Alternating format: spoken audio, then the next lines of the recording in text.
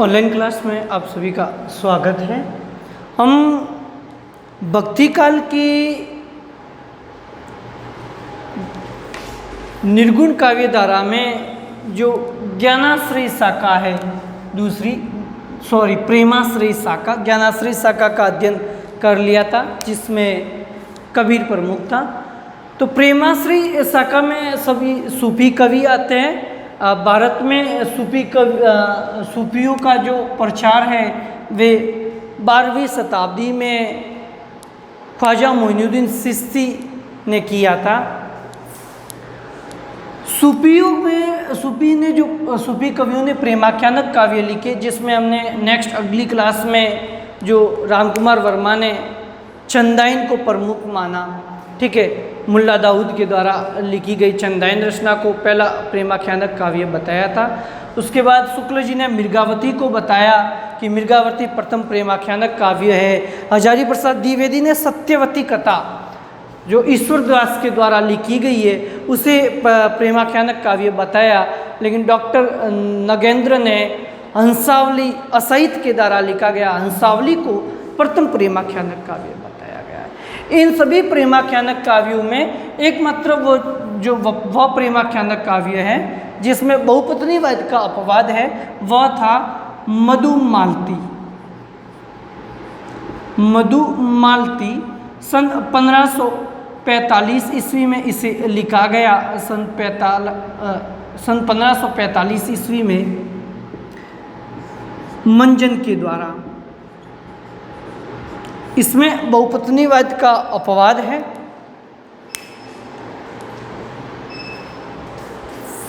दूसरे प्रेमाश्रय शाखा में जो ये सूफी कवि है, सूफियों की व्युत्पत्ति कि सूफी शब्द की व्युत्पत्ति कैसे हुई, तो सूफी शब्द की व्युत्पत्ति को देखा जाए तो सूफी शब्द है जो सूप से बना है, जिसका अर्थ होता है ऊन। दूसरा जो मत है, सूफी शब्द की जो व्युत्पत्ति है वह सोफिया से भी बताई जाती है। सोफिया, जिसका अर्थ है पवित्र।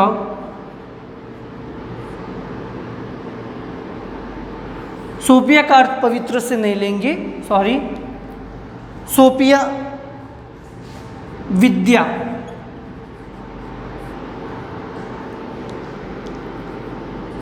दूसरा सूफी शब्द है जो ये सफ़ा से भी बना है, जिसका अर्थ है पवित्र। और सुप्पा से भी बताया जाता है, सूफी शब्द सुप्पा से भी बना है, जिसका अर्थ है चबूतरा। यानी वह मुस्लिम संत जो मक्का मदीना जाते हैं तो मदीना के सामने एक जो चबूतरा बना हुआ है, उस चबूतरे पर जो बैठने वाले सूफी संत हैं वह सूफी कहलाते हैं। चबूतरे पर बैठने वाले जो संत हैं वे क्या कहलाए? सूफी कहलाए। तो सर्वाधिक जो मान्य मत है वह है सूफ शब्द, कि सूफी शब्द किससे बना है? सूफ से बना है, जिसका अर्थ होता है एक पवित्र ऊन। जो मदीना जाते समय मुस्लिम जो संत हैं सफ़ेद ऊनी वस्त्र या सफ़ेद ऊनी टोपी धारण करके जब जाते हैं, उसे क्या कहा गया है? सूफी कहा गया है। तो ये सूफ शब्द से बना है, जिसका अर्थ होता है ऊन।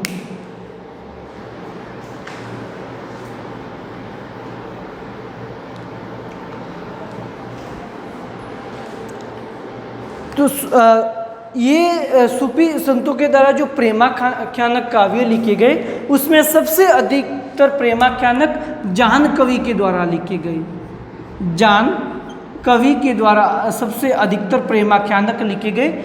जान कवि ने 78 ग्रंथों की रचनाएं की।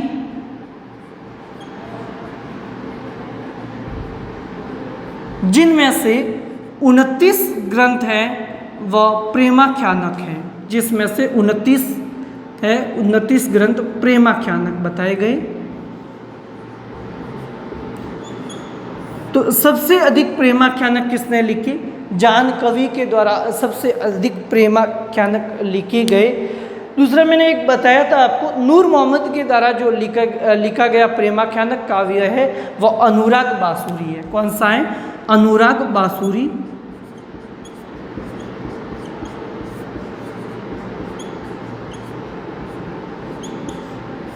जो सन 1767 ईस्वी में लिखा गया अनुराग बासुरी। इस अनुराग बासुरी में क्या है, यहाँ पे उन्होंने दुआ के स्थान पर क्या रखे? बरवे रखे हैं। तो ये अवधी भाषा में लिखा गया है। इसकी भाषा कैसी है? अवधी भाषा है। और दुआ के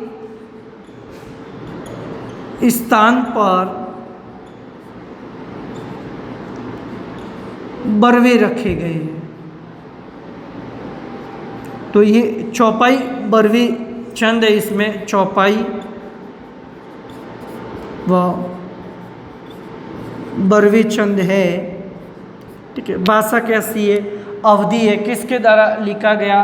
तो नूर मोहम्मद के द्वारा लिखा गया। नूर मोहम्मद के द्वारा ये अनुराग बासुरी लिखा गया। नूर मोहम्मद के द्वारा एक अन्य प्रेमाख्यानक काव्य भी है जिसका नाम है इंद्रावती। इंद्रावती इसे सन 1744 ईस्वी में लिखा गया। इंद्रावती को कब लिखा? 1744 ईस्वी में लिखा गया इंद्रावती। ये भी नूर मोहम्मद के द्वारा लिखा गया है। दूसरी बात है तो वे सूफी कवियों की जो प्रेमाश्रय शाखा की जो प्रवृत्तियाँ है वह देखेंगे। प्रेमाश्रय शाखा की सूफी कवियों की जो प्रवृत्तियाँ है उसको एक बार देखते हैं।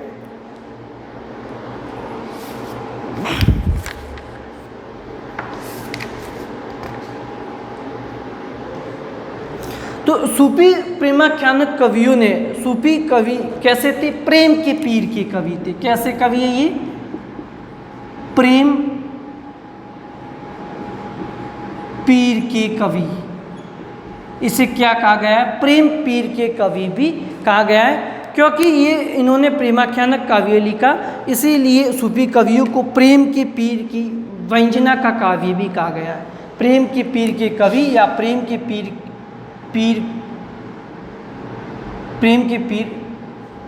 व्यंजना का काव्य। प्रेम के पीर के कवि व प्रेम के पीर कवि की व्यंजना का काव्य भी इसे कहा गया है। यहाँ प्रेमिका है वह परम सत्ता का प्रतीक है और प्रेमी साधक का प्रतीक है। सूफी कवियों में जो प्रेमिका है वह परम सत्ता का प्रतीक बताई गई है और प्रेमी साधक का प्रतीक है।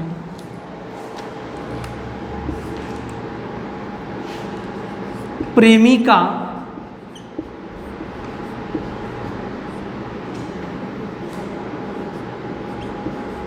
परम सत्ता का प्रतीक है, परम सत्ता का प्रतीक व प्रेमी है वो साधक का प्रतीक बताया गया है। तो प्रेमिका को परम सत्ता का प्रतीक व प्रेमिका को साधक का प्रतीक बताया गया है।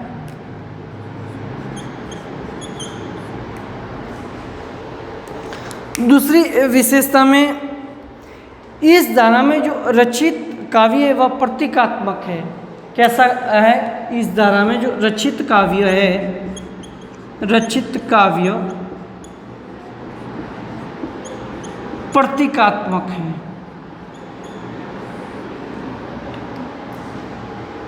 सूफी कवियों ने जो काव्य लिखी वह प्रतीकात्मक काव्य लिखा। यानी कहने का मतलब यह है कि लोक कथा लोक के साथ अध्यात्म की भी व्यंजना की गई है। प्रतीकात्मक काव्य यानी कथा लोक के साथ अध्यात्म की भी व्यंजना की गई है।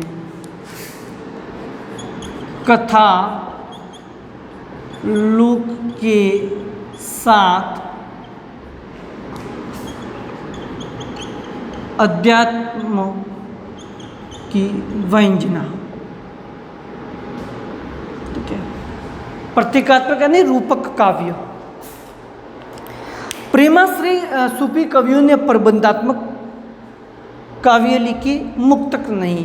तो सूफी कवियों ने प्रबंधात्मक काव्य लिखी, प्रबंधात्मक काव्य। जैसे जायसी के द्वारा, मलिक मोहम्मद जायसी के द्वारा लिखा गया पद्मावत, ये भी एक प्रबंधात्मक काव्य है।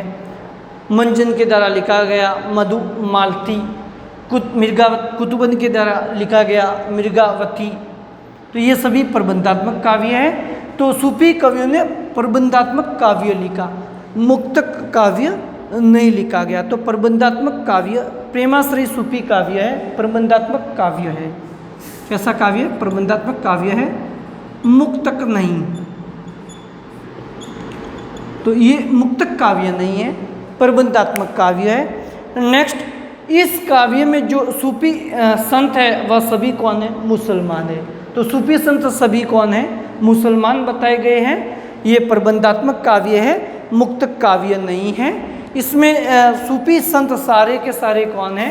सभी मुसलमान बताए गए हैं। तो सभी कौन है? मुसलमान है। इनकी भाषा कैसी है? अवधी भाषा है। जितने भी प्रेमाख्यानक काव्य लिखे गए उनकी सबकी भाषा कैसी बताई गई है? अवधी भाषा बताई गई है। तो अवधी भाषा में ये प्रेमाख्यानक काव्य लिखा गया। तो भाषा कैसी है? अवधी भाषा है। इन्होंने मनस्वी शैली का प्रयोग किया है। काव्य के प्रारंभ में उन्होंने अल्लाह, हजरत मोहम्मद और अपने 4 मित्रों की वंदना की है। तो काव्य के प्रारंभ में अल्लाह, हजरत और अपने 4 मित्रों की क्या की है? वंदना की है सूफी संतों ने। यहाँ पर कथा का विभाजन सर्गों में न होकर घटनाओं पर आधारित है। अब देखो, कथा का विभाजन है, सूफी संतों ने कथा का जो विभाजन है वह यहाँ लिख देता हूँ नीचे। कथा का विभाजन सर्गों पर आधारित न होकर किसी घटना पर आधारित है। तो सूफी संतों ने जो ये प्रबंधात्मक काव्य लिखे, इस प्रबंधात्मक काव्य में ये सर्गों पर आधारित न होकर किसी घटना पर आधारित बताया गया है। यह काव्य दुआ, चौपाई और निबंध है। इसमें क्या है? काव्य में, इस काव्य में दुआ, चौपाई और निबंध है। यहाँ पे वीर वर्णन और नक्सिक वर्णन उत्कृष्ट कोटि में देखने को मिलता है। एक तो वीर वर्णन,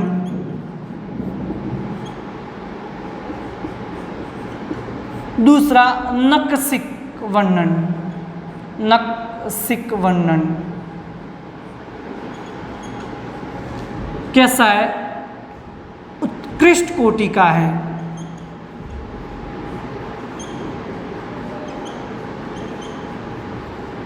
तो यहाँ पे सूफी कवियों में रचना में वीर वेदना देखने को मिलती है। वीर वेदना के साथ साथ यहाँ पे नायिका के नक्सिक सुंदरता का भी वर्णन किया गया है। लेकिन पहली बार नक्सिक वर्णन किस रचना में देखने को मिलता है? तो वह आदिकाल की रचना है जो गद्य शैली में लिखी गई रोड़ा कवि के द्वारा राहुल वेली में रोड़ा कवि के द्वारा लिखी गई कृति है। ये एक शीलांकृत कृति है। इसमें हिंदी भाषा के 7 शब्द देखने को मिलते हैं, जिसमें राजस्थानी क्या है? प्रधान है। और इसी में ये नक्सिक वर्णन देखने को मिलता है। ये एक चंपू काव्य भी है। तो सूफी प्रेमाख्यानक काव्यों में भी वीर वर्णन, वीर वेदना का चित्रण और नक्सिक वर्णन कैसा है? एक उच्च कोटि को में देखने को मिलता है। नेक्स्ट, इनकी प्रवृत्तियों में इन कवियों ने भारतीय लोक जीवन में प्रचलित कहानियों को अपनी रचनाओं में आधार बनाया। भारतीय लोक कथा में प्रचलित कहानी को अपनी कथा का क्या बनाया? उन्होंने आधार स्तंभ बनाया। तो ये सूफी प्रेमाख्यानक काव्यों की प्रवृत्तियाँ हैं। प्रवृत्तियाँ एक बार आप अच्छे से देख लेना। ये इसमें प्रबंध काव्य लिखा गया, मुक्तक काव्य में रचनाएं नहीं हुई। सारे के सारे सूफी संत कौन थे? मुसलमान थे। सारे सभी सूफी संतों को मुसलमान बताया गया है। और इन्होंने सूफी संतों ने जो मनस्वी शैली में रचनाएं की है, मनस्वी शैली को अपनाया गया है। इनकी रचनाओं में वीरो वेदना देखने को मिलती है, नक्सिक वर्णन उच्च कोटि का देखने को मिलता है, और ये एक प्रबंध काव्य भी है। और उन्होंने भारतीय लोक कथा का आधार बनाया अपनी रचना में। सूफी संतों ने जो भारतीय लोक कथा था उसी लोक कथा को क्या दिया? स्थान दिया। तो ये सूफी संत काव्य धारा आज अपनी समाप्त हुई। नेक्स्ट इससे अगली क्लास में हम राम भक्ति शाखा का अध्ययन करेंगे। सगुण भक्ति काव्य धारा, दूसरी निर्गुण भक्ति काव्य धारा की दोनों शाखाओं का अध्ययन हो गया। एक तो अपनी ज्ञानाश्रय शाखा और दूसरी प्रेमाश्रय शाखा। हम नेक्स्ट अगली क्लास में सगुण भक्ति काव्य धारा की राम भक्ति शाखा का अध्ययन करेंगे। धन्यवाद।